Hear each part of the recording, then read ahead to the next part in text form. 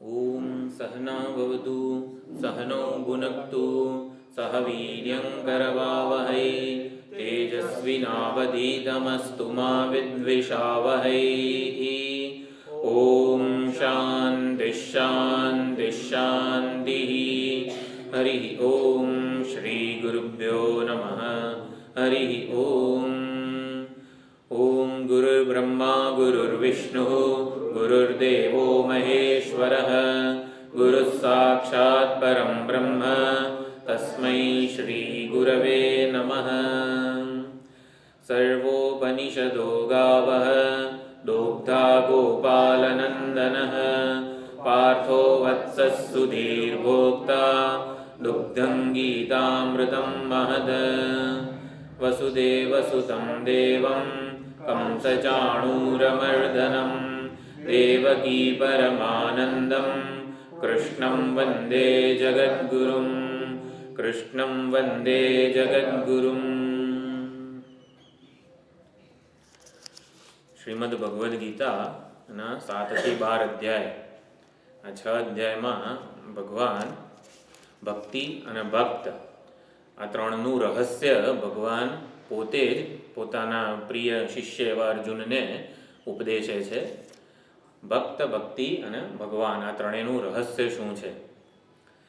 તો ભક્તિની સાચી જે વ્યાખ્યા છે, સ્વરૂપ છે, ભક્તિનો મહિમા પણ ભગવાન અહીંયા ગાય છે. દૈવી યેષા ગુણમયી મમ માયા દુરત્યયા. કોઈક રીતે આ ભગવાનની માયાને લીધે, ભગવાનની માયાને સમજવી હોય, ભગવાનની માયા દુરત્યયા એટલે એનું અતિક્રમણ કરવું, એને તરવી ઘણી જ મુશ્કેલ છે. આપણે ભગવાનની માયા એક્ઝેક્ટ કઈ રીતે આપણા જીવનમાં સમસ્યા રૂપ છે.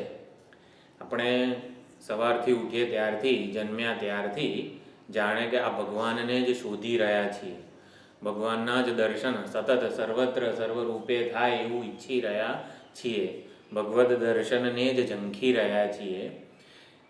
કોઈ પણ રીતે ભગવાન શ્રી રામચંદ્રજીના ભક્તોનું સ્મરણ કરીએ, કૃષ્ણ ભગવાનના ભક્તોનું સ્મરણ કરીએ, શંકર ભગવાનના ભક્તોનું સ્મરણ કરીએ તો આપણને ધ્રુવ, પ્રહલાદ, બાણાસુર, રાવણ, જટાયુ, લક્ષ્મણજી, હનુમાનજી બધા ભક્તોનું સ્મરણ થાય.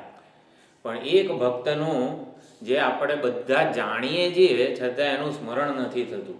આપણે એવું કહીએ કે રામજીના ભક્તોનું આપણે યાદી બનાવીએ તો અનેક બધા આખા રામચરિત માનસમાં જેટલા પણ નિષાદરાજને કેવટથી માંડીને જેટલા પણ ભક્તો હતા એ બધાને આપણે લખી પણ લઈએ, પણ એક નામ ભૂલી જઈએ છીએ. કેમ? આપણે પોતે રામજીના ભક્ત નથી. એટલે આપણે પોતાની ગણતરી, જે યાદીમાં આપણે પોતાને લખવાનું ભૂલી જઈએ છીએ. એ કેમ એવું થાય છે? એટલે ભગવાનના દર્શન કે ભગવાનના ભક્તોની ગણતરીમાં આપણે આપણી પોતાની ગણતરી કરતા નથી. આને માયા કહેવાય. માયા કોઈક રીતે આપણને એવું સૂઝવા જ દેતી નથી કે જે ભગવાનને હું આવી રીતે જન્મ્યો ત્યારે અનાદિ જન્મોથી આપણે ભગવાનને શોધી રહ્યા છીએ, એ શોધ ચાલુ જ રખાવે છે આ માયા. કેમ? કારણ કે ભગવાન જ્યાં હકીકતમાં છે, આપણા સર્વના હૃદયના અંતર્યામી સ્વરૂપે, હૃદયસ્થ ચૈતન્ય સ્વરૂપે, ત્યાં જોવાનું સૂઝતું જ નથી આપણને. પોતાના સિવાય બધે ભગવાનને શોધીએ છીએ અને એટલે એ એના સાચા સ્વરૂપે ઓળખાતા નથી. એટલે દૈવી યેષા ગુણમયી મમ માયા દુરત્યયા. ભગવાનની માયા દુરત્યય છે અને માટે ભગવાનના દર્શન કરવા હોય તો એક જ ઉપાય છે, મામે વયે પ્રપદ્યંતે માયા મેતામ તરંતી તે. માયાને તરવાનો એક જ ઉપાય છે ભગવાનની શરણાગતિ. પ્રપત્તિ, ભક્તિ બધા એક જ સમાનાર્થી શબ્દો છે. જે માત્ર ભગવાનને જ શરણાગત થાય છે એને માયાને તરવાનું સામર્થ્ય પ્રાપ્ત થાય છે. એટલે પછી આપણી જવાબદારી આ પ્રપત્તિ પૂરતી જ છે, પછીની જવાબદારી ભગવાનની શરૂ થઈ જાય છે. આપણે એકવાર શરણાગત થઈએ પછી શરણાગતના તારણહારની જવાબદારી થાય છે આ માયાથી પાર ઉતારવા માટે. તો ચાલો આપણે મામે વયે પ્રપદ્યંતે, ભગવાનનું જે શરણ સ્વીકારે છે એ માયાને તરી જાય છે. તો બધા લોકો ભગવાનનું શરણ કેમ નથી સ્વીકારતા? એનું કારણ 15મા શ્લોકમાં કીધું, નમામ દુષ્કૃતિનો મૂઢાહ પ્રપદ્યંતે નરાધમાહ દુષ્કૃતિ એટલે કે ધર્માચરણ વગેરે જે લોકો કરે છે, જેમના જીવનમાં પાપનું પ્રાધાન્ય છે, બાહુલ્ય છે, એમને એવું સૂઝતું જ નથી કે મારે ભગવાનનું ભજન કરવું જોઈએ, ભગવાનની શરણાગતિ સ્વીકારવી જોઈએ. એ દુષ્કૃતિનઃ જેમના જીવનમાં પાપાચરણ વધારે છે. પાપાચરણ એટલે આપણા જીવનમાં પાપ કેટલું છે, પુણ્યનો પ્રભાવ કેટલો છે, પાપનો પ્રભાવ કેટલો છે, એવું કઈ રીતે ખબર પડે? શાસ્ત્ર અનુકૂળ વર્તન અને વિચારો જો આપણા મનમાં, આપણા વગેરેમાં દેખાતા હોય, વ્યક્તિત્વમાં, તો આપણામાં પુણ્યનું બાહુલ્ય છે એવું સમજવાનું. શાસ્ત્રો જે કરવાનું કહે છે એ કરવું આપણને સ્વભાવે ગમતું હોય તો આપણે સુકૃતિ એટલે કે 16મા શ્લોકમાં જે 4 પ્રકારના ભક્તો કીધા એમાં આપણું નામ છે એવું કહેવાય. શાસ્ત્રો જે કરવાનું કહે છે એ સ્વભાવે આપણને ગમતું હોય તો આપણે સુકૃતિ એટલે કે ભગવાનના ભક્ત કહેવાઈએ. અને શાસ્ત્રો જે કરવાનું નથી કહેતા, જે નિષિદ્ધ કરે, નિષેધ કરે, નિષિદ્ધાચરણ કરવાનું આપણને મન થતું હોય તો આપણા જીવનમાં પાપનું પ્રાધાન્ય છે એવું કહેવાય.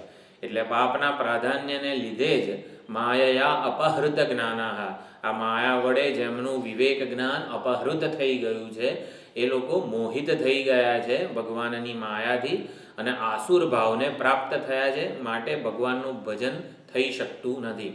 આસુર ભાવ એટલે કે વિષય જગતના જે કોઈ પણ બધા વિષયો છે એમાં ને એમાં જે રમમાણ રહે છે. અસુ એટલે પ્રાણ, પ્રાણ એટલે ઇન્દ્રિયો, તો ઇન્દ્રિયોના વિષયોમાં જ જે રચ્યા પચ્યા રહે છે એવા જે આસુર લોકો છે એ લોકોને ભગવાનનું ભજન કરવાનું સૂઝતું નથી. એટલે ભગવાનનું ભજન કેમ બધા નથી કરતા એનું કારણ આ કીધું કે જીવનમાં જ્યારે પાપનું પ્રાધાન્ય વધારે હોય ત્યારે સૂઝતું જ નથી, તો એ માયાથી બધા મોહિત થઈ ગયા છે. એટલે 4 પ્રકારના ભક્તો અને 4 પ્રકારના અભક્તો. અભક્તો એટલે દુષ્કૃતિ છે, મૂઢ છે, નરાધમ છે અને માયા અપહૃત જ્ઞાનાહ. તો 4 પ્રકારના જે ભક્તો છે, આર્ત, જિજ્ઞાસુ, અર્થાર્થી અને જ્ઞાની, એની વિરુદ્ધ એટલે આ જે દુષ્કૃતિનઃ જે કીધું છે એની વિરુદ્ધના સુકૃતિનઃ એટલે ભગવાનના ભક્તો, અને પછી જે કામી વગેરે છે, અજ્ઞાની, અવિવેકી છે, એટલે સાચી વસ્તુ ભગવાન છે, ભગવાન જ સર્વ છે એ એમને ખબર નથી, એટલે સુકૃતિનઃ દુષ્કૃતિનઃ. એ પ્રમાણે 15મો અને 16મો શ્લોક એકબીજા સાથે જોડીને સમજવાનું છે. 4 પ્રકારના દુષ્કૃતિ લોકો છે, 4 પ્રકારના સુકૃતિ ભક્તો છે. મૂઢાહા એટલે કે મોહિત થઈ ગયા છે, જેમના વિવેક ચક્ષુરૂપી ઉપર મોહનું આવરણ આવી ગયું છે. મોહને લીધે સાચી વસ્તુનું દર્શન થતું નથી. એટલે મૂઢાહાના વિરોધી છે જ્ઞાની ભક્તો, અથવા તો જ્ઞાની ભક્તોના વિરોધી મૂઢાહા છે. પછી માયયા અપહૃત જ્ઞાનાહ, આસુરમ ભાવમાશ્રિતાહ, આ બધા જે છે નરાધમાહ, આ જે 4 પ્રકારના દુષ્કૃતિ કીધા છે અને 4 પ્રકારના સુકૃતિ કીધા છે. તો એ પ્રમાણે 16મા શ્લોકમાં ભગવાને કીધું કે ચતુર્વિધાહ ભજન્તે મામ, 4 પ્રકારના જે જનાહ, 4 પ્રકારના જે લોકો છે એ મારું ભજન કરે છે. અને દુષ્કૃતિનઃ મૂઢાહ કહી દીધું હતું, એટલે એ લોકો મોહિત થયા છે, અવિવેકી છે, માટે મારું ભજન કરતા નથી. તો 4 પ્રકારના ભક્તો જે મારું ભજન કરે છે, આર્ત, જિજ્ઞાસુ, અર્થાર્થી અને જ્ઞાની. એમાં જિજ્ઞાસુને વચ્ચે મૂક્યા છે. એટલે આર્ત પછી આમ તો અર્થક્રમ પ્રમાણે સૌથી પહેલાં જીવનમાં આર્ત ભક્તો સૌથી વધારે જોવા મળે. જીવનમાં કંઈક આપત્તિ આવી જાય, મુશ્કેલી આવી જાય તો એ મુશ્કેલીમાંથી છૂટવા માટે સમસ્યાના સમાધાન રૂપે ભગવાનનું ભજન કરતા હોય છે. પછી અર્થાર્થી એટલે અનર્થની નિવૃત્તિ માટે ભગવાનની શરણાગતિ સ્વીકારે, અથવા તો ઇષ્ટ અર્થની પ્રાપ્તિ માટે ભગવાનની શરણાગતિ સ્વીકારે એવા અર્થાર્થી ભક્તો છે. પછી જે કંઈ પણ વસ્તુ મને પ્રાપ્ત થાય છે, જે કંઈ અનર્થની નિવૃત્તિ ભગવાનની કૃપાથી થાય છે એ કાયમ ટકતું નથી. હવે જીવનમાં કંઈક નિત્ય વસ્તુ કે કાયમ ટકે એવી વસ્તુ, એવો ભરોસો જોઈએ છે, સુખ અને સલામતીનો એવો આધાર જોઈએ છે કે જે ક્યારેય મને છોડીને જાય નહીં, હું એને ક્યારેય છોડું નહીં. એટલે એવો ભરોસો, શાશ્વત ભરોસો શોધે છે. તો એને એવી ખબર પડે છે કે આ સંસારની એક પણ વસ્તુ કાયમ ટકવાની નથી, કાયમ માટે દુઃખથી છોડાવનારી નથી અને હંમેશા સુખ સાથે મારો સંયોગ બની રહે એવી કોઈ અનુકૂળતા સંસારની કોઈ વ્યક્તિ વસ્તુ પરિસ્થિતિ આપવાની નથી. માટે એક ભગવાન જ નિત્ય છે, ભગવાનની જ પ્રાપ્તિ કરવી જોઈએ, એ જ જીવનનું લક્ષ્ય છે. માટે ભગવાનને જાણવા જોઈએ. તો જિજ્ઞાસુ ભક્તો માટે ભગવાન આવી રીતે પ્રાપ્તવ્યમાંથી જ્ઞાતવ્ય બને છે.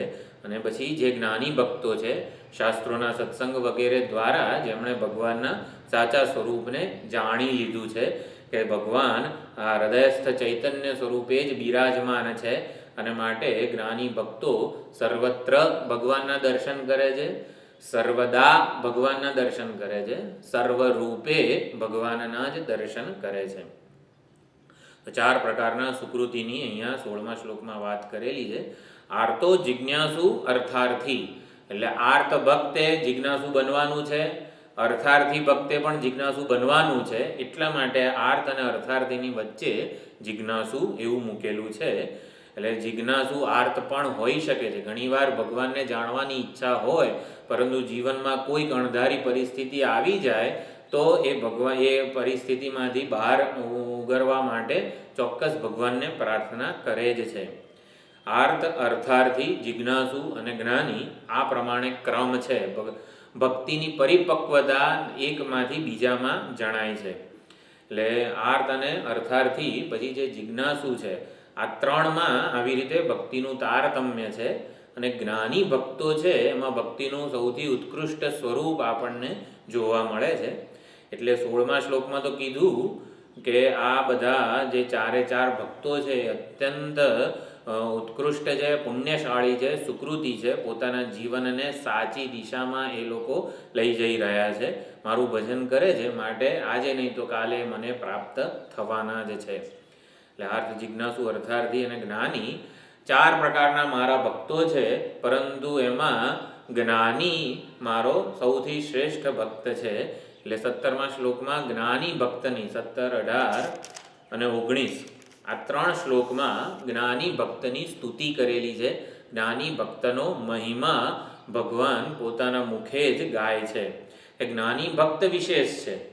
આપણે ગઈ વખતે સમજ્યા હતા કે કાલિદાસ અને એક દંડી જે કવિ છે, કાલિદાસ પણ મહાકવિ હતા અને દંડી પણ એક કવિ કાલિદાસના યુગમાં જ હતા. એ બંને વચ્ચે એવું થાય છે કે આપણા બેમાં કોણ સૌથી મહાન કવિ છે, તો બંને વચ્ચે શાસ્ત્રાર્થ થાય છે. સરસ્વતીજી પ્રગટ થાય છે ત્યારે સરસ્વતીજી જાહેર કરે છે, કવિર દંડી, કવિર દંડી. કવિ તો એકમાત્ર દંડી જ છે, દંડી જ ખરેખરો કવિ છે. એટલે આવું કીધું એટલે કાલિદાસને જરાક આમ ઓછું આવી ગયું કે મારું જ્ઞાન કંઈ જ નથી, સરસ્વતીજી આપની કૃપાથી જ મને બધું જ્ઞાન પ્રાપ્ત થયું છે. તો કવિ દંડી છે એવું તમે કહો છો, કવિનું બિરુદ દંડીને જ આપો છો. દંડી પણ એક કવિ જ હતા. તો આવ્યું કે કવિ હિ દંડી હિ, દંડી હિ કવિ હિ. કાલિદાસ કોણ છે? તો કાલિદાસ તો મદરૂપ એવ, કાલિદાસ તો મારું જ રૂપ છે એવું સરસ્વતીજી કહે છે. એટલે આમાં કાલિદાસનો તો વધારે મહિમા ગાયો સરસ્વતીજીએ. એવી રીતે આર્ત, જિજ્ઞાસુ અને અર્થાર્થી આ બધા ભક્તો અત્યંત ઉત્કૃષ્ટ છે, પરંતુ જ્ઞાની તો મારો આત્મા છે, જ્ઞાની તો મારું જ રૂપ છે. એવી એમ કહીને અહીંયા 17, 18, 19 વગેરે બધા શ્લોકોમાં જ્ઞાની ભક્તનો મહિમા ગાયો છે ભગવાને. તો 17, 18, 19 શ્લોક ત્રણેય એક શ્લોક એક સાથે બોલી લઈએ આપણે. તેષાં જ્ઞાની નિત્યયુક્તઃ એક ભક્તિર્વિશિષ્યતે પ્રિયો હિ જ્ઞાનિનોત્યર્થમ અહં સ ચ મમ પ્રિયઃ ઉદારા સર્વ એવૈતે જ્ઞાની ત્વાત્મૈવ મે મતં આસ્થિતઃ સ હિ યુક્તાત્મા મામેવાનુત્તમાં ગતિં બહૂનાં જન્મનામન્તે જ્ઞાનવાન માં પ્રપદ્યતે વાસુદેવઃ સર્વમિતિ સમહાત્મા સુદુર્લભઃ. 3 શ્લોક બહુ જ મહત્વના છે. આખા ભક્તિ યોગનો પાયો છે. એ 3 શ્લોકની આપણે સાચો અર્થ સમજવાનો છે. તેષામ એટલે કે આ જે 4 પ્રકારના ભક્તો છે એમાં જ્ઞાની ભક્તની 3 વિશેષતાઓ કહે છે કે શેના લીધે જ્ઞાની ભક્તનો આટલો મહિમા છે.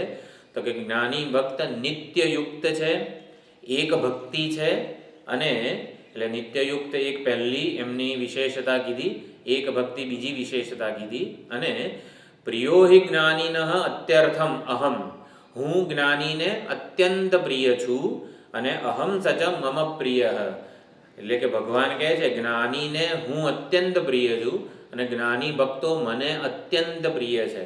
અત્યર્થમ પ્રિય, અત્યધિક પ્રિય, સૌથી વધારે પ્રિય મને હોય તો એ જ્ઞાની છે અને જ્ઞાનીને પણ એકમાત્ર સૌથી વધારે પ્રિય હું જ છું. અત્યર્થમના આપણે વિચાર કર્યો હતો, અનિર્વચનીય પ્રેમ છે જ્ઞાનીને અને ભગવાનને એકબીજા માટે વર્ણન ન થઈ શકે એવો પારાવાર પ્રેમ છે. સૌથી વધુ પ્રેમ આપણને પોતાના સ્વરૂપ માટે જ હોય છે. આપણને એવું લાગે કે આપણને તો ઘણું બધું ગમે છે, આપણને આઈસ્ક્રીમ ગમે છે, લાડુ ગમે છે, આપણા સ્વજનો પણ આપણને પ્રિય છે, ઘણી બધું, એસી પણ આપણને ગમે છે, ઘણી બધી ગરમી લાગે ત્યારે એસી બહુ વહાલું લાગે. એટલે આપણને તો આ જ્ઞાનીને ભગવાન અત્યંત પ્રિય છે. એટલે શું? આપણે એટલે પોતાના પ્રેમને જ્ઞાનીએ સાચી રીતે પારખ્યો છે. આપણને એમ કે આપણને લાડુ પ્રિય છે, તો લાડુ કેમ પ્રિય છે? કે લાડુનો સ્વાદ જીભને બહુ ગમે છે, એટલા માટે લાડુ મને બહુ પ્રિય છે. તો લાડુનો સ્વાદ જીભને કેમ પ્રિય છે? કારણ કે મનમાં એવો નિર્ણય થયો છે કે ગોળનો લાડુ હોય ને તો મને બહુ ભાવે, ખાંડનો લાડુ હોય તો મને ના ભાવે, પણ ગોળનો લાડુ હોય તો મને બહુ ભાવે. આવો મનમાં એક નિર્ણય થયો છે. એટલે મનને લાડુ ગમે છે માટે જીભને ગમે છે, માટે લાડુ વાલો લાગે છે. તો મનને કેમ લાડુ ગમે છે?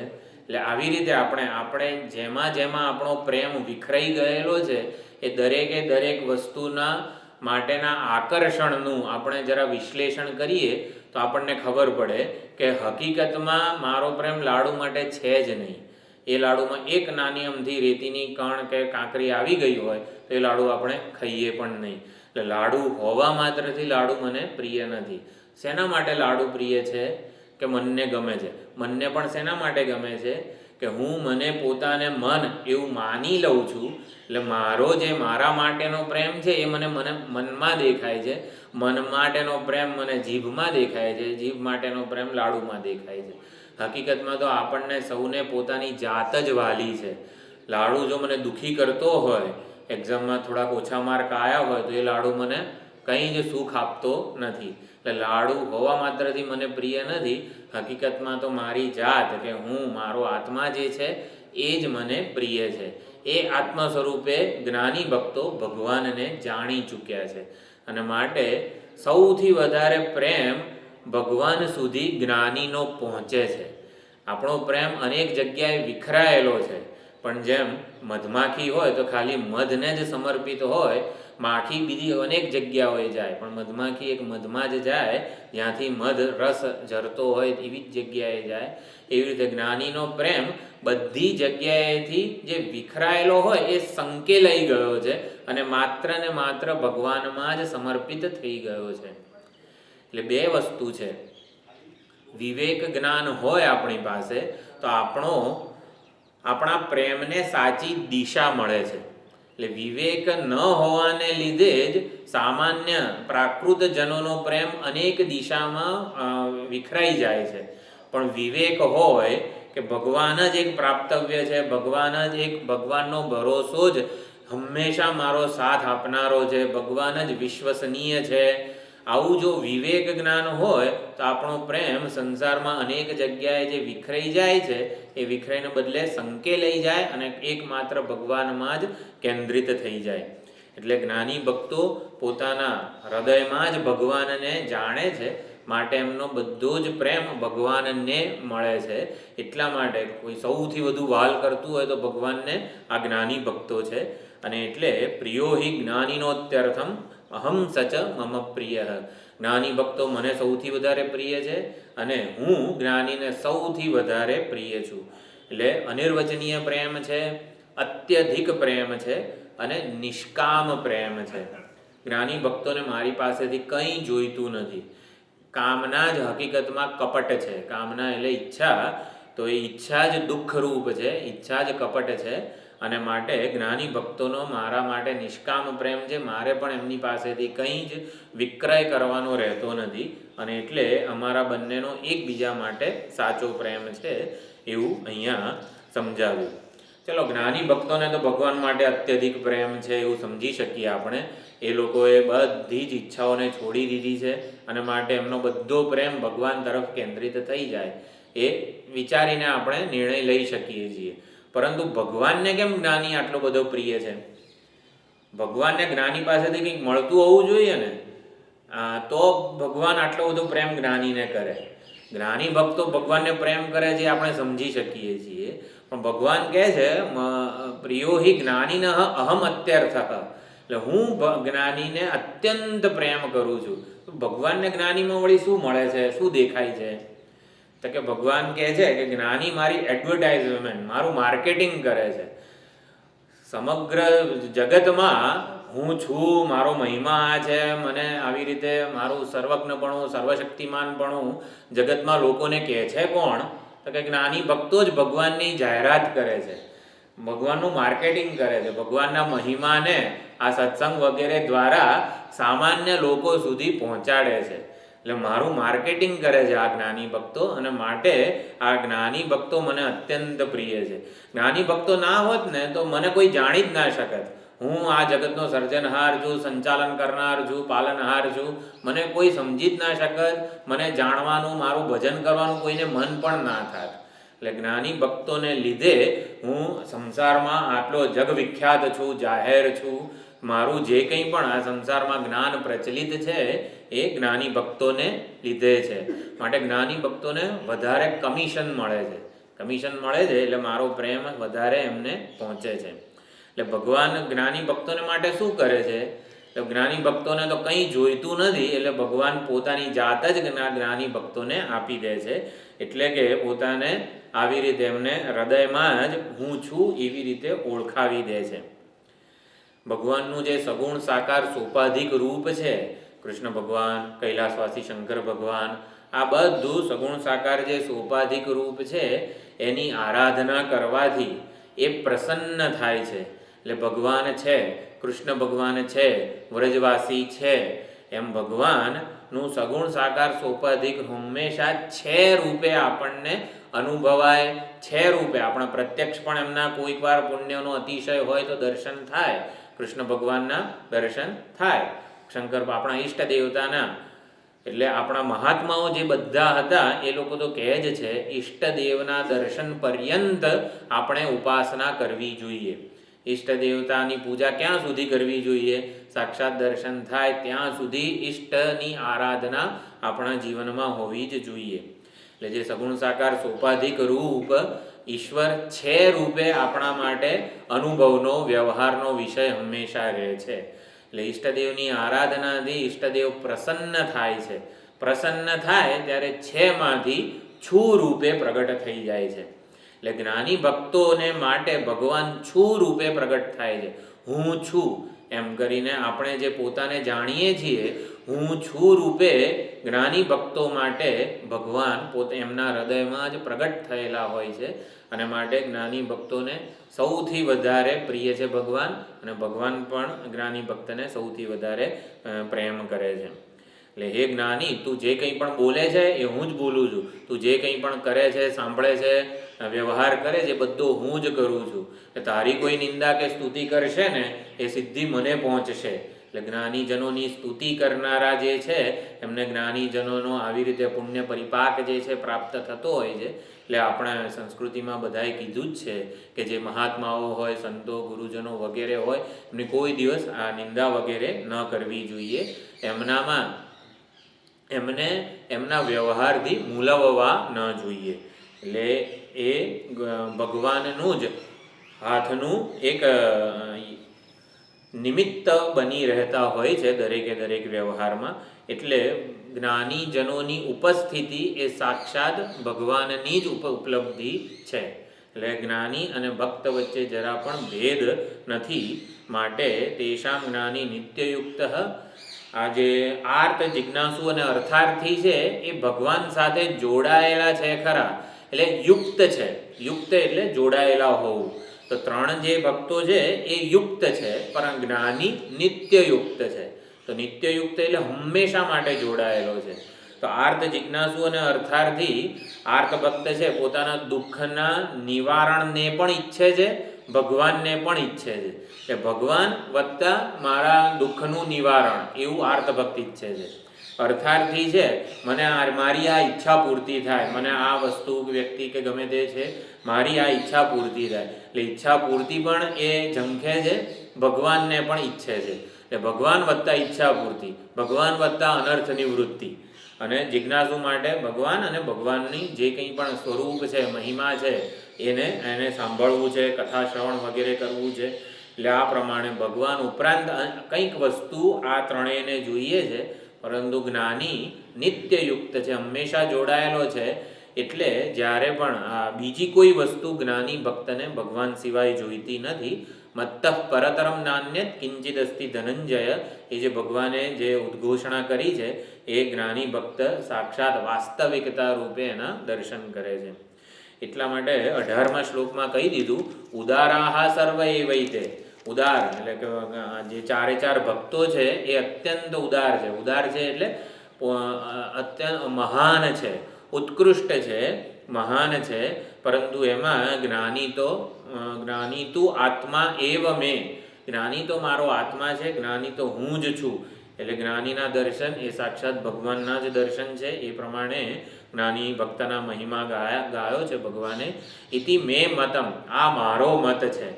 એટલે ભગવાન પોતાનો મત અહીંયા રજૂ કરે છે કે જ્ઞાની તું આત્મા એવ, એટલે જ્ઞાની તો મારો આત્મા છે. એ પ્રમાણે પોતાનો મત રજૂ કરે છે. ઉપનિષદોમાં, આપણા શાસ્ત્રોમાં, પુરાણોમાં પણ પરમાત્માને જાણનારો પરમાત્માને પ્રાપ્ત થઈ જાય છે. બ્રહ્મવિદ બ્રહ્મૈવ ભવતિ, એ પ્રમાણે બ્રહ્મ એટલે કે પરમાત્મા, એને જાણનારો પરમાત્માથી જુદો રહેતો નથી. પરમાત્માને કઈ રીતે જાણે છે કે પરમાત્માની છે રૂપે આરાધના આપણા હાથમાં છે, સગુણ સોપાધિક રૂપની. પછી એ આરાધના જેમ જેમ પરિપક્વ બને, નિષ્કામ બને, નિષ્કપટ બને, એમ ભગવાન પોતે પ્રસન્ન થાય છે.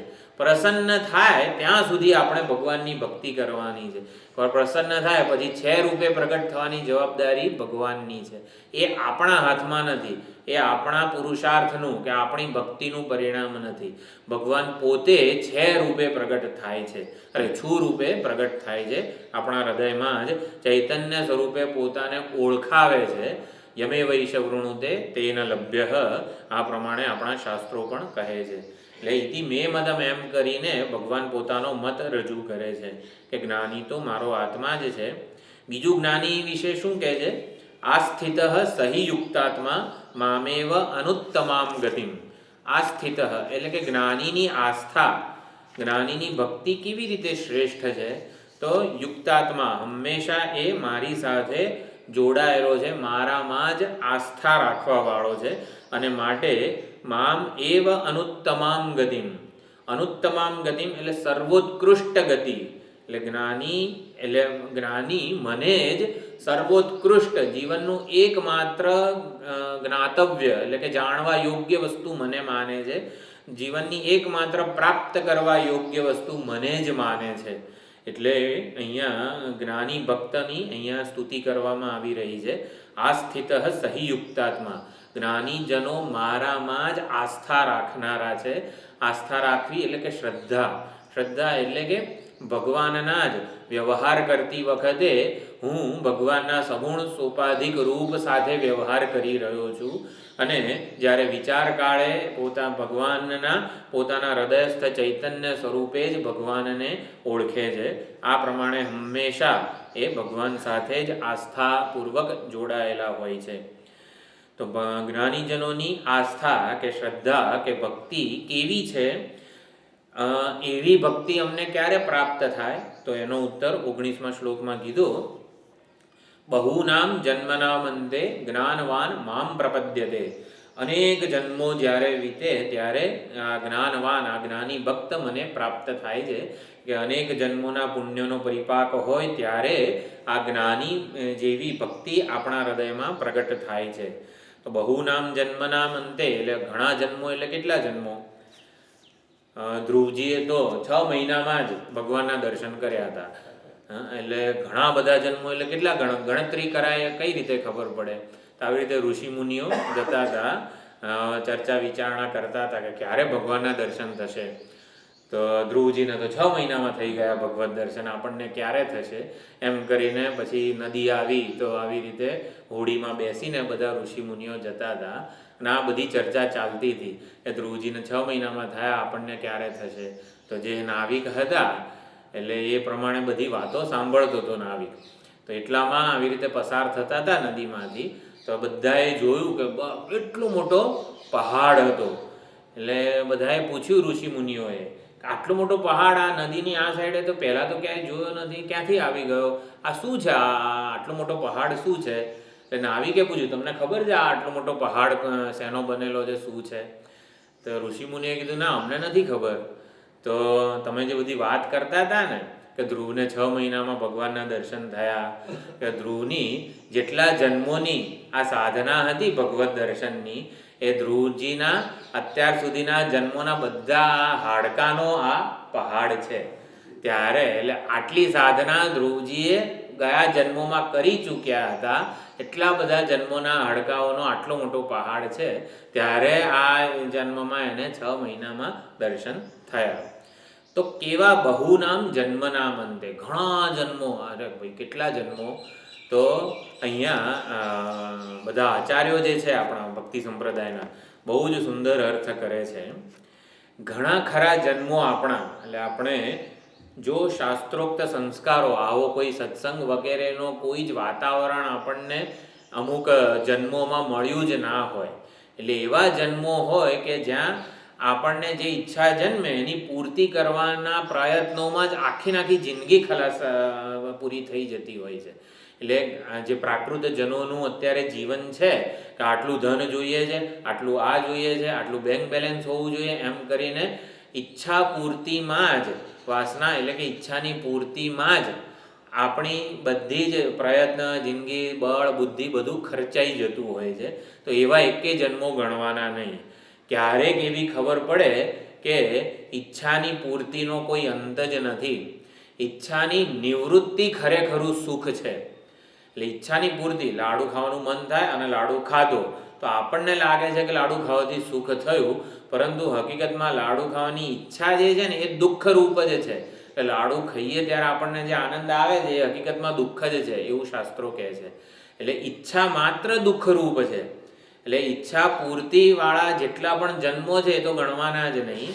જે જન્મમાં એવું વિવેક જન્મે કે આ ઈચ્છા પૂર્તિ કરવાથી કોઈ રીતે સુખી થવા એવું છે જ નહીં, હકીકતમાં ઈચ્છાની નિવૃત્તિ, ઈચ્છાથી મુક્તિ એ જ ખરેખરું સુખ છે. આવો વિવેક જન્મે અને પછી જ્યારે ઈચ્છાની નિવૃત્તિ માટે પ્રયત્ન થાય, પ્રજાહાતિ યદા કામાન સર્વાન પાર્થ મનોગતાન, આ સ્થિતપ્રજ્ઞ વગેરેના લક્ષણોમાં જે કીધેલું છે જ્ઞાનીજનો માટે કે મનમાં રહેલી બધી જ ઈચ્છાઓ છૂટી જાય છે. ઈચ્છાઓ છૂટે ક્યારે? ઈચ્છાઓ ઓલી બિલાડી જેવી છે. આપણા ઘરમાં દૂધની તપેલીને બધું હોય ગેસ ઉપર, અને બારી ખુલ્લી રહેતી હોય અથવા તો એવા સળિયા હોય કે બિલાડી સરળતાથી આવી શકે. તો જ્યાં સુધી ઘરમાં દૂધ છે ત્યાં સુધી બિલાડી આવવાની છે. આપણે એવું કંઈક કરવું પડે કે બિલાડી આવે નહીં. આમ બિલાડી ઈચ્છા જેવી છે. આપણામાં આ દૂધ જેવી કંઈક વસ્તુ છે કે જેને જોઈને ઈચ્છાઓ આવી જ જાય છે. આપણે એવું કંઈક વાતાવરણ ઊભું કરવું પડે કે આ બિલાડી આવે જ નહીં. એટલે કાં દરવાજા બંધ કરીએ તો બહુ તો ક્યાં સુધી દરવાજા બંધ કરીએ? આપણા ઇન્દ્રિયોના આંખ ને કાન નાક બધા દરવાજા બંધ કરીએ તો ઓલી તો ટાંપીને બહાર બેઠેલી જ છે. એકાદો દરવાજો ખુલ્યો નથી ને તરત આવી જ જવાની છે. એટલે અંદર જ્યાં સુધી દૂધ છે, એટલે કે બિલાડી કે ઈચ્છાને ચા પાણી મળનારી વસ્તુઓ આપણી અંદર છે, આપણા મનમાં, માટે એ આવી જાય છે. તો આપણા મનમાં એવું શું છે કે જેને લીધે ઈચ્છાઓ જન્મ્યા કરે છે? તો આ આપણા વિશેનું આ ભગવદ સ્વરૂપનું જે અજ્ઞાન છે એને લીધે આપણે ભગવાનના અથવા તો પોતાના સાચા સ્વરૂપને જાણતા નથી ને, એટલે જ ઈચ્છાઓ જન્મ્યા કરે છે.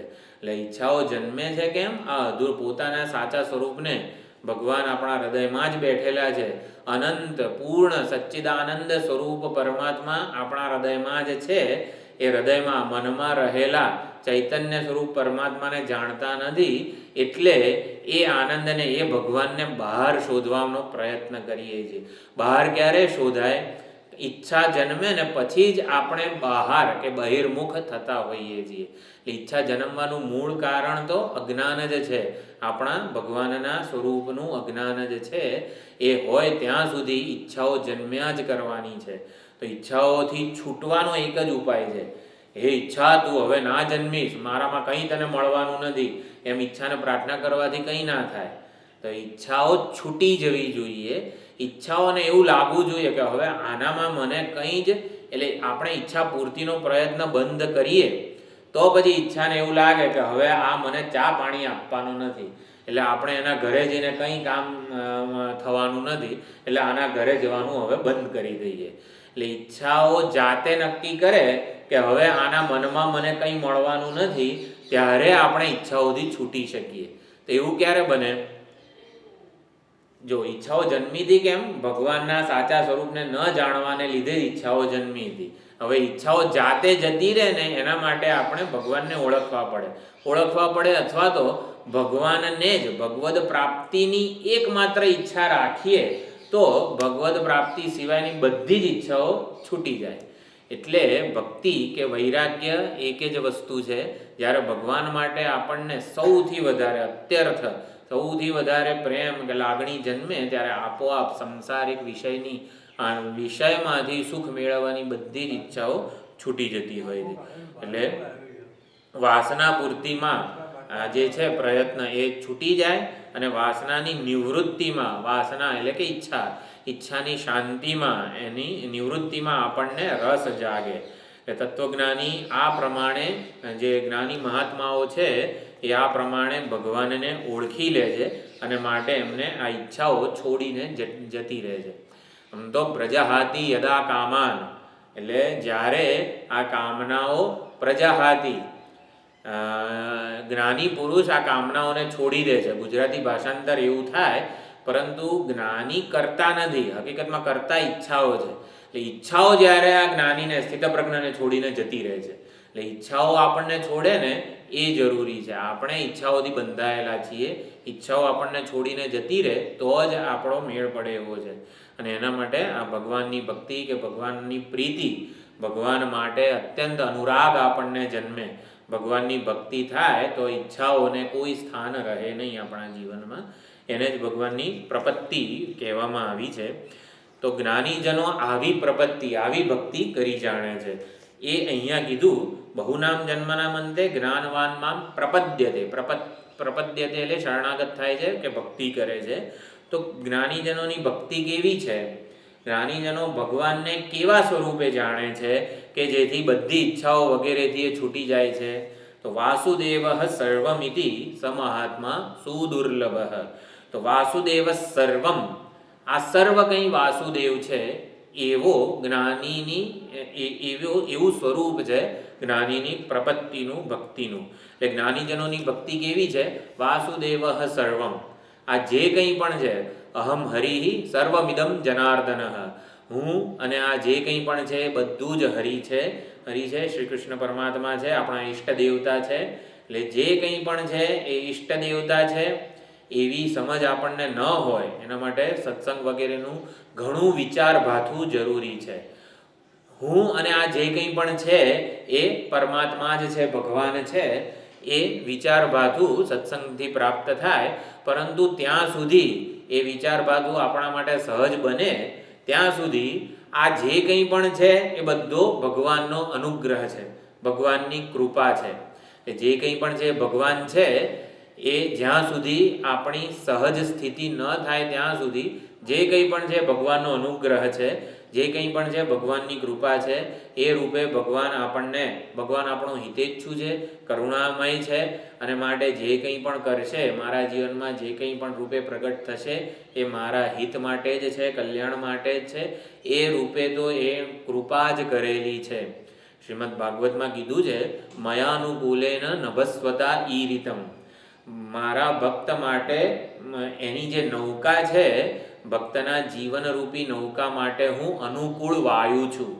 ગુરુ કર્ણધારમ, ગુરુજનો જે છે એ કર્ણધાર છે, એટલે આપણા જીવનની નૌકાને યોગ્ય દિશામાં ચલાવનારા કર્ણધાર ગુરુ છે. અને જે સઢવાળી હોડીઓ આવતી હતી પહેલાં, એટલે એ પ્રમાણે સાચી દિશા આપનારા ગુરુજનો છે. અને અનુકૂળ વાયુ, સાચી દિશામાં પ્રેરિત કરનારો હું અનુકૂળ વાયુ છું. એટલે મારા જીવનમાં જે કંઈ પણ બને છે ને એ અનુકૂળ જ છે મને, એટલે ભગવાનની અનુકૂળ ઉપલબ્ધિ થઈ રહી છે મને, એવો ભક્તનો સમ્યક નિશ્ચય છે. એટલે વાસુદેવ સર્વમ, વાસુદેવ એટલે શ્રી કૃષ્ણ પરમાત્મા એવો અર્થ અહીંયા નથી થતો. વસુદેવના પુત્ર એવા વાસુદેવ શ્રી કૃષ્ણ પરમાત્મા એવો અર્થ નથી. વસતિ અસ્મિન ઇતિ વાસુ અધિષ્ઠાનમ, તો જ્યાં બધા જીવો વસે છે એ સર્વ જીવો જ્યાં રહે છે, સર્વ જીવોનું કાયમી રહેઠાણ જ્યાં છે, આપણું કાયમી રહેઠાણ, આપણું જે પાસપોર્ટનું, ઇન્કમટેક્સ ગમે તે આપણે ફોર્મ ભરતા હોઈએ તો આપણું કાયમી સરનામું, એમાં શું લખીએ છીએ આપણે? આપણા ઘરનું સરનામું લખતા હોઈએ, ફલાણું ફલાણું આ છે, કડી ગામ, આમ તેમ બધું લખીએ. એ કાયમી સરનામું જે આપણું, આપણે હંમેશા ત્યાં હોઈએ છીએ કે ના? હંમેશા તો નથી હોતા, ખાલી જાગ્રત અવસ્થામાં હોઈએ છીએ. પછી ઊંઘી જઈએ ત્યારે ક્યાં હોઈએ છીએ? એટલે ઊંઘી જઈએ ત્યારે જ્યાં હોઈએ ને એ આપણું કાયમી સરનામું છે. આપણે ઊંઘી જઈએ ને ત્યારે પરમાત્મા સાથે એક રૂપ થઈ જઈએ છીએ. ઉપનિષદો બહુ સુંદર રીતે આ સુષુપ્તિ જે અવસ્થા છે એ વખતે આપણી અને આપણા ઈષ્ટ દેવતા પરમાત્મા સાથેનો અભેદ, એ આપણે અને ભગવાન એક રૂપ થઈ જઈએ છીએ એવું બહુ જ સુંદર રીતે સમજાવતા હોય છે. એટલે વાસુદેવ એટલે જ્યાં આપણું કાયમી સરનામું, આપણું સાચું રહેઠાણ, તો એવું ક્યાં છે? આપણા હૃદય સ્થાનમાં ઉપલબ્ધ જે પરમાત્મા છે એ જ આ ચૈતન્ય સ્વરૂપ પરમાત્મા, એ જ વાસુદેવ છે, એ જ સ્વયં પ્રકાશ ચૈતન્ય સ્વરૂપ છે, સર્વનું અધિષ્ઠાન છે. એનો અર્થ અહીંયા આ વાસુદેવ તરીકે કરેલો છે. સત્વમ વિશુદ્ધમ વસુદેવ શબ્દિતમ, તો વસુદેવના પુત્ર છે વાસુદેવ, તો વસુદેવ શબ્દનો શું અર્થ કર્યો? સત્વમ વિશુદ્ધમ, અત્યંત શુદ્ધ નિર્મળ સાત્વિક હૃદય, એને વસુદેવ કીધું છે. અને વસુદેવના પુત્ર અથવા તો વસુદેવમાં રહેનારા, એટલે શુદ્ધ નિર્મળ હૃદયમાં રહેનારા એવા વાસુદેવ, એ પ્રમાણે અર્થ કરેલો છે. એટલે શુદ્ધ નિર્વાસન એટલે કે નિષ્કામ હૃદય એ આપણું ભગવાનનું કાયમી રહેઠાણ છે. ત્યાં ભગવાન શ્રી કૃષ્ણ પ્રગટ થતા હોય છે. તો એવું અત્યંત શુદ્ધ હૃદય જે છે એને વાસુદેવ કીધેલું છે, અને એટલે વસુદેવ કીધેલું છે. અને એમાં જે પ્રગટ થનાર, ઉપલબ્ધ થનાર ચૈતન્ય સ્વરૂપ પરમાત્મા છે એને વાસુદેવ કીધેલું છે. તો વાસુદેવ જ આ સર્વ કંઈ છે. તો વાસુદેવ જ સર્વ કંઈ છે એટલે એવું જાણનાર મહાત્મા અત્યંત સુદુર્લભ છે, અત્યંત દુર્લભ છે. સુવર્ણમાંથી શ્રી કૃષ્ણ પરમાત્માની મૂર્તિ બનાવીએ આપણે, લડ્ડુ ગોપાલ સુવર્ણમાંથી બનાવ્યા હોય તો લડ્ડુ ગોપાલ જે મૂર્તિ છે, ભગવાનના કેશ, ભગવાનનો કંદોરો ને પીછું ને લડ્ડુ ને બધી વસ્તુઓ સુવર્ણ કહેવાય. તો એ પ્રમાણે વાસુદેવ સર્વમ, સંપૂર્ણ આપણને જે કંઈ પણ અનુભવાય છે, જે કંઈ પણ પ્રત્યક્ષ જણાય છે, જે કંઈ પણ અનુમાન દ્વારા આપણે જાણી શકીએ છીએ, એ બધું જ ભગવાનની પરા અને અપરા પ્રકૃતિ રૂપ જ છે, ભગવાન જ છે, ભગવાનનો અનુગ્રહ જ છે. એ પ્રમાણે સમજવાનું. તો જ્ઞાનીજનોની આવી વાસુદેવ સર્વમ રૂપી ભક્તિ છે. જે કંઈ પણ છે એ ભગવાન જ છે, એવી સમજ પ્રાપ્ત થાય ત્યાં સુધી જે કંઈ પણ છે ભગવાનનો અનુગ્રહ છે એવું પણ આપણે સમજી શકીએ છીએ.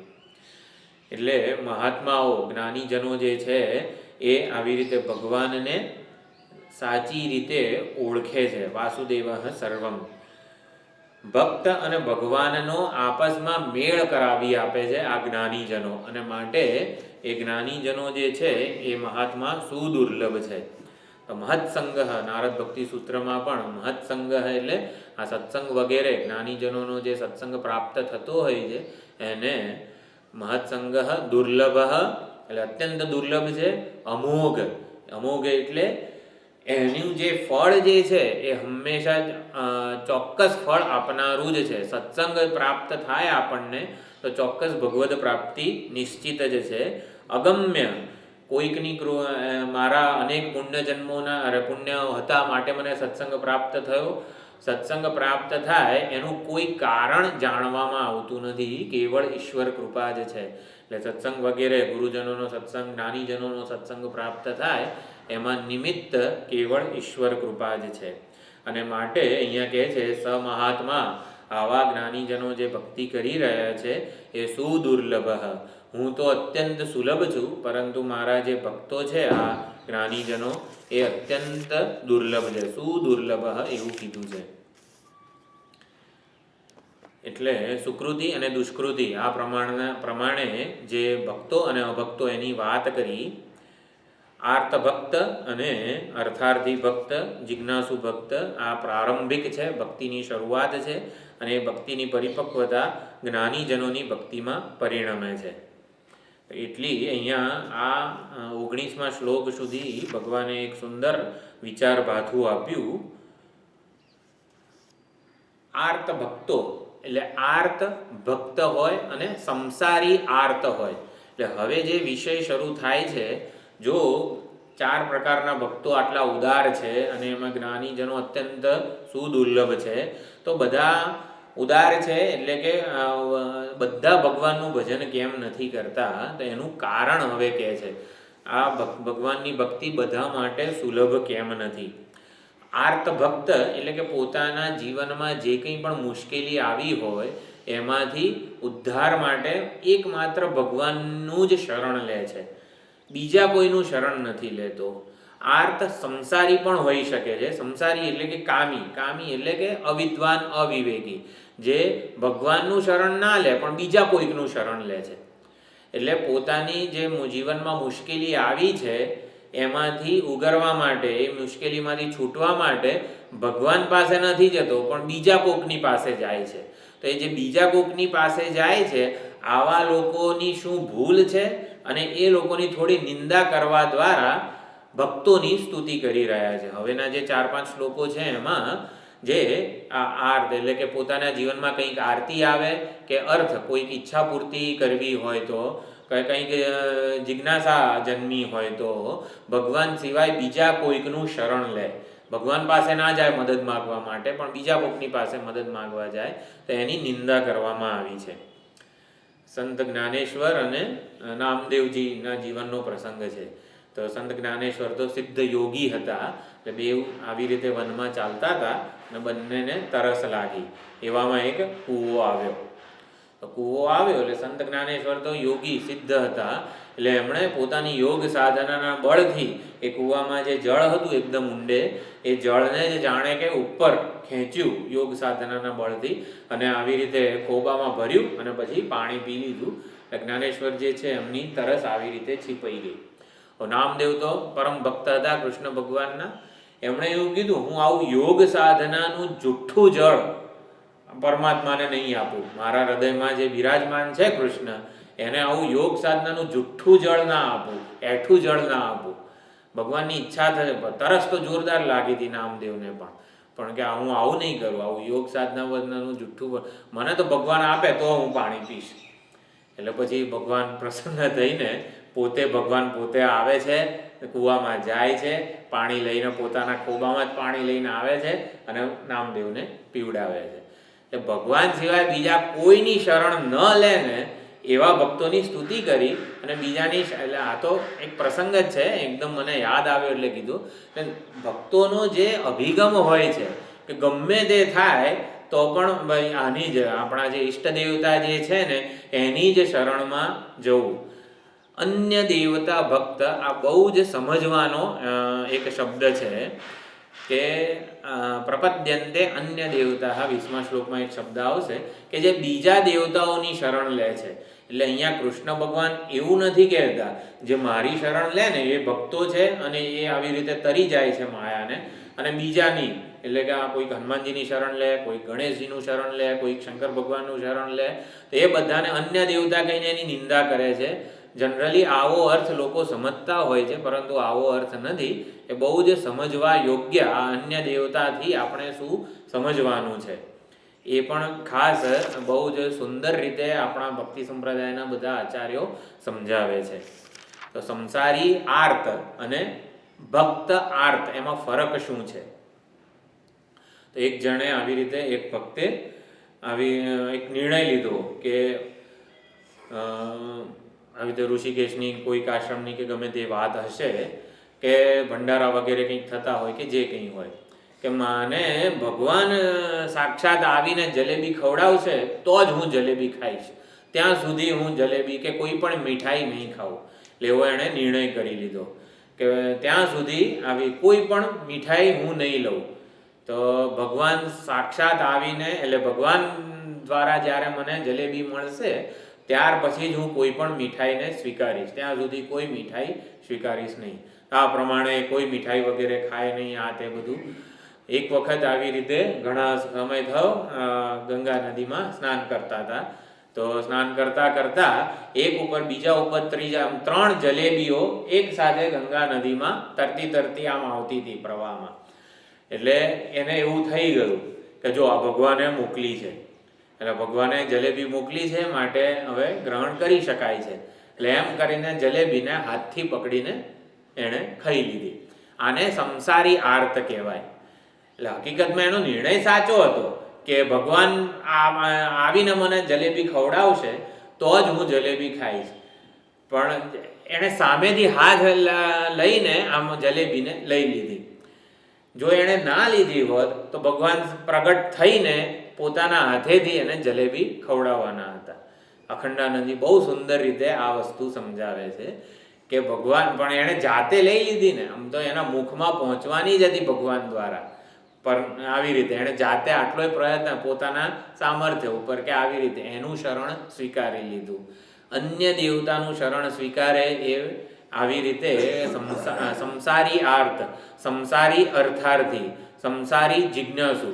જિજ્ઞાસુ પણ સંસારી હોય કે હું ભગવાન વિશે જાણીશ ને તો આટલું બધા મારી વાહ કરશે. એટલે કોઈક સાંસારિક વિષયની કામના પૂર્તિ માટે એ આવું બધું કંઈક વિચારતા હોય.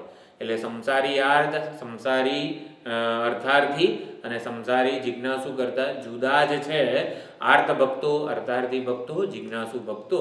તો હવે જે પહેલા શ્લોકમાં દુષ્કૃતિનઃ વગેરે દ્વારા જે કીધું હતું એ હવે 20, 21, 22, 23, 24 આટલા બધા શ્લોકોમાં એ કેમ મારા સ્વરૂપને જાણતા નથી, મારી ભક્તિ કેમ નથી કરતા એનું કારણ ભગવાન સમજાવે છે. તો 20મો શ્લોક આપણે બોલીએ. કામૈસ્તૈસ્તૈહૃતજ્ઞાનાઃ પ્રપદ્યન્તેન્યદેવતાઃ तं નિયમમાસ્થાય પ્રકૃત્યા નિયતા સ્વયા.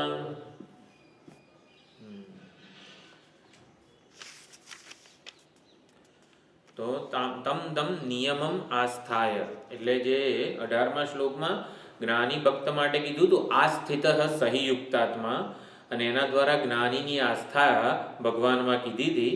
પરંતુ અહીંયા અજ્ઞાની અવિવેકી જે બધા લોકો છે કે જે ભગવાનને સાચા સ્વરૂપે જાણતા નથી, માટે ભગવાન કરતાં બીજી બધી વિષયો વગેરે વસ્તુઓ જેમના માટે વધારે અગત્યની છે, એટલે એ અલ્પ જે કંઈ પણ પોતાની ઈચ્છા વગેરે છે એની પૂર્તિ માટે એ આવી રીતે અન્ય દેવતા બનેલા છે. એટલે કે અન્ય દેવતાનું શરણ ગ્રહણ કરે છે અને તે દેવતાની પૂજા આરાધના વગેરે કરે છે અને એના નિયમોમાં એમને આસ્થા છે. એટલે આટલું કરશો, ગણેશજીને 1000 મોદક ચડાવતો સસિદ્ધિર ભવતી, ગણેશ અથર્વશીર્ષ વગેરેમાં અનેક પ્રકારે કીધું છે. એટલે એમને ગણેશજી માટે પ્રેમ નથી, પરંતુ 1000 લાડુ ચડાવીને આ વસ્તુ મને પ્રાપ્ત થઈ જશે એમાં વધારે રસ છે. એટલે અન્ય દેવતાનો અર્થ સૌથી પહેલાં તો શું કરે છે, જે મારા સિવાયના બીજા કોઈ દેવતાની શરણ સ્વીકારે છે. એટલે બીજાની શરણ સ્વીકારે છે એટલે કૃષ્ણ ભગવાન સિવાયના બીજા બધા દેવોની શરણ સ્વીકારે છે એવો અર્થ નથી થતો. જ્ઞાન જોઈતું હોય તો આપણે સરસ્વતી દેવીજીને, વિદ્યા માટે સરસ્વતીજીને પ્રાર્થના કરીએ. ધન જોઈતું હોય તો લક્ષ્મીજીને પ્રાર્થના કરીએ. કોઈક વિઘ્નની આપણે એનાથી છૂટવું હોય વિઘ્નેશ્વર ગણપતિજીના શરણે જઈએ. શનિવારે હનુમાનજીને નારિયેળ ચડાવીએ. સોમવાર છે આજે તો શિવ મહિમ્ન આ તે બધા પાઠ કરવા પડશે. આ પ્રકારની માનસિકતા પાછળ જે ભૂલ રહી જાય છે, એટલે કે એક પોર્ટફોલિયો, જાણે કે એક પોર્ટફોલિયો હનુમાનજીને, એક પોર્ટફોલિયો ગણેશજીને, એક પોર્ટફોલિયો સરસ્વતીજીને, એક પોર્ટફોલિયો લક્ષ્મીજીને આપેલો હોય. એટલે લક્ષ્મીજી પાસે ખાલી ધન મળશે, જ્ઞાન લક્ષ્મીજી પાસે માગવાથી મળે? હે લક્ષ્મીજી મને વિદ્યા પ્રદાન કરો. તો એવી સમજ જે છે કે લક્ષ્મીજી પાસેથી ખાલી ધન મળશે, વિદ્યા નહીં મળે.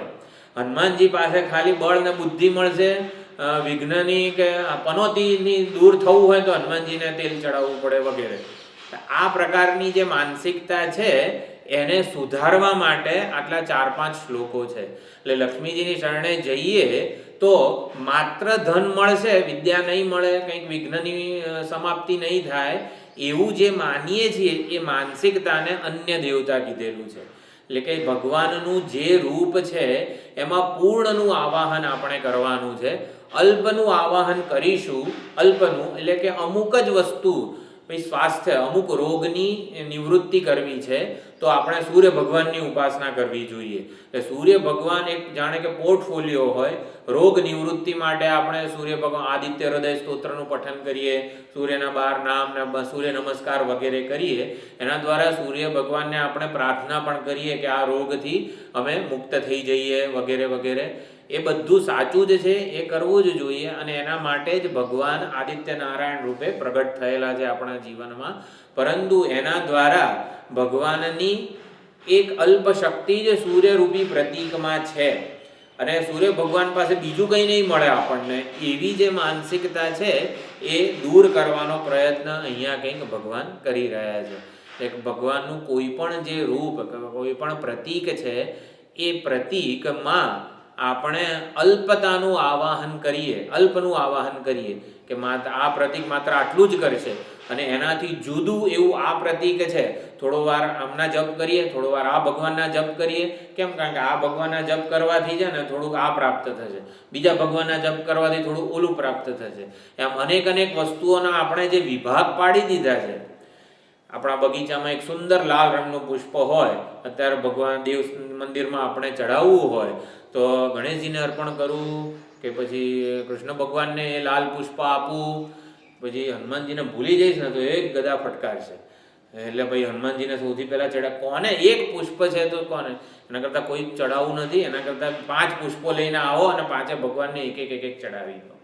એટલે આવા પ્રકારની જે આપણને એક ભગવાનમાંથી પણ ડર રહેલો છે, ભગવાનને પણ આપણે એક વ્યક્તિ કે દેહધારી આપણા જેવા જ ગમા અણગમા વાળા જે માનીએ છીએ. એક જ પુષ્પ હોય અને સપોઝ આપણા મંદિરમાં અત્યારે ઘણા બધા દેવતા છે અને એ એટલું સુંદર કંઈક પુષ્પ આવ્યું છે તો આપણે કોને ચડાવવાનું? ગુરુજીને ચડાવવાનું, કૃષ્ણ ભગવાનને ચડાવવાનું, શંકર ભગવાનનું શિવલિંગ છે એને ચડાવવાનું, કોને ચડાવવાનું? કે કોઈને પણ ચડાવીએ ચાલે? હા, બરોબર.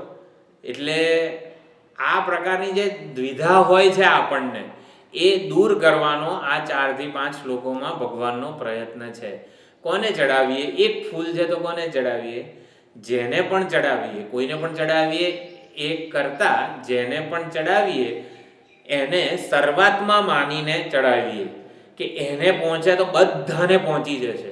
એટલે કે જે કૃષ્ણ પરમાત્માને સર્વાત્મા રૂપે ઓળખીને, નખલુ ગોપિકા નંદનો ભવાન અખિલ દેહીનામ અંતરાત્મા દૃક, બધાના જીવોમાં રહેલા અંતરાત્મા રૂપે અથવા તો સર્વાત્મા રૂપે પૂર્ણ રૂપે માનીને કોઈ પણ રૂપને ચડાવીએ, કોઈ પણ પ્રતીકને સર્વાત્મા રૂપે સમજીને આપણે જે પૂજા આરાધના વગેરે કરીએ એ સાચી ભક્તિ છે. અને કોઈ પણ જે અલ્પ કે પ્રતીક છે એને પ્રતીક જ માનીએ, એટલે કે અલ્પ જ માનીએ અને અલ્પ માનીને આપણે જે પૂજા કરીએ એને અન્ય દેવતા ભક્ત એવું કીધું છે. એટલે આ પ્રમાણે બહુ જ સુંદર આપણા જીવનમાં જે એક સાચું વિચાર ભાથું જરૂરી છે. ભગવાનની ભક્તિ કરતી વખતે આપણે ભગવાનના જ કોઈક આપણાથી ભગવદ અપરાધ ન થઈ જવો જોઈએ. ભગવદ અપરાધ એટલે શું? ભગવાનના એક રૂપને વધારે સત્ય, વધારે મહત્વનું માનીએ અને બીજા રૂપની નિંદા કરીએ, અથવા તો બીજા રૂપના જે ભક્તો હોય એની નિંદા કરીએ. એટલે ભક્ત અપરાધ અને ભગવદ અપરાધ આપણા જીવનમાં ન થઈ જાય એની પણ અહીંયા સુંદર સમજ આપણને પ્રાપ્ત થાય છે. એટલે કે તમ તમ નિયમમ આસ્થાય, એટલે આવા જે અલ્પ અણસમજુ, જેને બાળક બુદ્ધિના કહેવાય, કે બાળક બુદ્ધિના એટલે કે સાચી સમજ એમને પ્રાપ્ત થઈ નથી, એવા લોકો આવી રીતે તે દેવતાઓના તે જે ઉપચારો છે, જે પૂજા વગેરે કરવાની છે, એ પૂજાના જે નિયમો છે એ નિયમમાં એમની આસ્થા છે. એ લોકોને ભગવાનમાં આસ્થા નથી, ભગવાનના એ પ્રતીકમાં આસ્થા નથી. જેમ કે કીધેલું હોય કે રુદ્રાભિષેક છે, 11 વાર રુદ્રી, જે આપણે લઘુરુદ્ર વગેરે કરીએ છીએ શિવરાત્રિના દિવસે, 4 પ્રહરની પૂજા કરીએ, અથવા તો 11 વાર જે રુદ્રોપનિષદ છે, રુદ્ર સૂક્તનું પઠન કરતા હોઈએ છીએ, ત્યારે શું કરવાનું રુદ્ર સૂક્તના પઠન વખતે? એના નિયમોમાં વધારે રસ હોય. એટલે આપણે શાંતિથી આપણે અભિષેકમાં ધ્યાન આપીએ કે શંકર ભગવાન સાથે જોડાયેલા રહીએ, એના કરતાં નિયમોમાં વધારે આસ્થા. કયા નિયમનું પાલન કરું તો શંકર ભગવાન જલ્દી પ્રસન્ન થાય, એટલે એમ કરીને નિયમોમાં એમની આસ્થા હોય છે. ભગવાનમાં કે ભગવાનના તે રૂપમાં એમની કોઈ આસ્થા નથી, ભગવાનની ભક્તિમાં પણ આસ્થા નથી, પરંતુ તે પૂજાના ઉપચારોના જે નિયમો છે, આમ કરવાથી ફળ મળે એવા જે નિયમો વગેરે જે છે એમાં એમની આસ્થા છે. તો આપણે બોલ્યા 22મો શ્લોક. તો આવું એમનું જ્ઞાન, આવું અધૂરું જ્ઞાન શેના માટે છે? તો કામૈહિ તૈહિ હૃતક જ્ઞાનાહા, તો કામનાઓ વડે તેમનું જ્ઞાન હરાઈ ગયું છે, હરણ થઈ ગયું છે. એમની વિવેક બુદ્ધિ અથવા તો એમનું જે જ્ઞાન છે એ કામનાઓ વડે, તે કામનાઓ વડે, તે વિષયની ઈચ્છાઓ વડે હરાઈ ગયું છે. એટલે એમને માટે એ વિષયની પ્રાપ્તિ કે ઈચ્છાની પૂર્તિ જ સૌથી વધારે અગત્યની છે, અને એટલે એ ગમે તે રીતે ઈચ્છા પૂર્તિને જ મહત્વ આપી રહ્યા છે. અને માટે આ દેવતાની તમે પૂજા કરો ને તો સૌથી વધારે ફળ મળશે, એમ કરીને આવું ક્યાંક કંઈક સાંભળે ને એટલે એની પૂજા કરવા માટે જતા રહે. એટલે અન્ય દેવતા આ વસ્તુને કીધેલી છે. અન્ય દેવતા એટલે શું? હકીકતમાં તો એ કામના પૂર્તિને જ ઈચ્છી રહ્યા છે. એના માટે સૌથી શોર્ટકટ કયો છે? તો એ શોર્ટકટ જે શોધી રહ્યા છે એ લોકોને ભગવાન માટે જરા પણ પ્રેમ નથી, પોતાની કામના પૂર્તિને જ એ લોકો મહત્વની, એમાં જ એ લોકો પોતાનો પ્રેમ કે ભક્તિ કરી રહ્યા છે. અને એવા અન્ય દેવતા કે આમને સરસ્વતીજી પાસે વિદ્યાની માગણી કરીશું, લક્ષ્મીજી પાસે, સરસ્વતીજી પાસે વિદ્યાની, લક્ષ્મીજી પાસે ધનની, હનુમાનજી પાસે બળની, આમ કરીને ભગવાનને પણ અનેક રૂપમાં, અનેક અલ્પ વસ્તુઓમાં વહેંચી દીધા છે. હકીકતમાં તો આપણે જે મૂર્તિ કે વિગ્રહ કે પ્રતીક છે એ પ્રતીકમાં આપણે સર્વાત્મા કે પરમાત્માની પૂજા કરવાની છે, પરમાત્માની જ આવાહન કરીએ છીએ. દશેરાના દિવસે આપણા બધા શસ્ત્ર પૂજા, વાહનોની પૂજા કરીએ છીએ, શસ્ત્ર પૂજા કરીએ છીએ. આપણા જે આ બધા એમ્પ્લીફાયર ને વગેરે બધા સાધનો હોય ને એની પણ પૂજા, પરંપરાગત બધા આશ્રમો છે એમાં આ બધા કેમેરાને પણ તિલક થાય દશેરાના દિવસે, આ મોબાઈલને પણ તિલક થાય. ઋષિકેશમાં સ્વામીજીનો આશ્રમ છે, બધા સાધનોને દશેરાના દિવસે પૂજા અર્ચના કરવામાં આવતી હોય છે. એટલે કે દરેકે આ અલ્પ વસ્તુ જે છે એમાં પણ રહેલા પરમાત્માની, કારણ કે ગમે ત્યારે ગમે તેમ વર્તતા હોય છે મશીનો, એની કૃપા હોય તો સાચી રીતે વર્તે એ લોકો. તો ભગવાનની કૃપા હોય તો કેમેરો રેકોર્ડ કરે, એ તો નક્કી કરે કે આજે નથી રેકોર્ડ કરવું. એટલે કે તે પ્રતીકમાં રહેલા પરમાત્માની આપણે પૂજા કરીએ છીએ, પ્રતીકની નથી કરતા. પ્રતીક તો અલ્પ જ વસ્તુ છે, પરંતુ એના દ્વારા આપણે સર્વાત્માનું આવાહન વગેરે જે કરવાનું છે એ બધું સુંદર વિચારભાથું આપણને અહીંયા આ બધા શ્લોકોમાં પ્રાપ્ત થાય છે. આપણા જીવનમાં જે આમ દ્વિધા કે મૂંઝવણો જે બધી રહેલી છે એ બધી મૂંઝવણોને આ બધા શ્લોકોમાં ભગવાન દૂર કરવાના છે. બહુનામ જન્મનામ અંતે જ્ઞાનવાન પ્રપદ્યતે. બહુ જન્મો તો બધાના થયા છે, ખાલી એકલા જ્ઞાનીના નથી થયા. અનેક જન્મો, અનાદિકાળથી અનેક જન્મો આપણા બધાના થયા છે. પરંતુ જે લોકો અંતઃકરણની શુદ્ધિને અને શ્રવણ મનન વગેરે જે સત્સંગ વગેરે જે છે એના સંસ્કારો જેમનામાં વધારે છે એવા જે અનેક જન્મો થયા છે, એવા અનેક જન્મો કે જેમાં શાસ્ત્રના સત્સંગના સંસ્કારો વધારે છે અને અંતઃકરણ શુદ્ધિને જેમાં વધારે ભાર આપેલો છે, એવા અનેક જન્મો જ્યારે ભેગા થાય ત્યારે અંતે જે જ્ઞાનવાન જે છે એ મને પ્રાપ્ત થતો હોય છે. એટલે આપણા જીવનમાં જે કંઈ પણ આ ભગવાનનો સત્સંગ, પૂજા, સેવા, આરાધના જે કંઈ પણ મળેલી છે એ જરા પણ નાની વસ્તુ નથી. એટલે એનો લાભ આપણને મળી રહ્યો છે, ભગવદ અનુગ્રહ, ભગવદ કૃપા મળી જ રહ્યો છે. એટલે એ લાભને જરા પણ ઓછો આંકવો ન જોઈએ. બહુનામ જન્મનામ અંતે જ્ઞાનવાન પ્રપદ્યતે એ ખાલી જ્ઞાનીજનોની કોઈકની વાત નથી, આપણી જ વાત છે. આ જન્મમાં આપણને જો આ બધી વસ્તુઓ પ્રાપ્ત થઈ છે, આ જન્મ આપણો અંતિમ હોઈ શકે છે. બહુનામ જન્મનામ અંતે, અંતિમે જન્મે, એટલે જ્ઞાનીજનોનો આ અંતિમ જન્મ હોય છે જેમાં એ મને પ્રાપ્ત કરી લે છે. એટલે કોક જ્ઞાનીજનોનો આ અંતિમ જન્મ છે એમાં પ્રાપ્ત કરી લે છે એવું સમજવાનું નથી. આપણને આ બધી વસ્તુઓ પ્રાપ્ત થઈ છે ને એ દ્વારા જ ભગવાન કહી રહ્યા છે આપણા બધાનો પણ આ અંતિમ જન્મ જ છે. અને ભગવાનને આવી રીતે વાસુદેવ સર્વમ એવી ભક્તિ પ્રાપ્ત કરી લઈએ, ભગવાનને સાચા સ્વરૂપે જાણી લઈએ, અંતિમ જન્મ છે અને ભગવાન મામ પ્રપદ્યતે એટલે ભગવાનની પ્રપત્તિ એટલે કે પ્રાપ્તિ, ભક્તિ, શરણાગતિ, સાક્ષાત્કાર વગેરે થઈ જ શકે છે અને એ થવો જ જોઈએ. તો પ્રપત્તિનું સ્વરૂપ વાસુદેવ સર્વમ એ પ્રમાણે છે. વાસુદેવ સર્વમ જે કંઈ પણ છે વાસુદેવ છે એવું કઈ રીતે સમજાય? આ જગતમાં જે કંઈ પણ છે તો આ શરીરમાં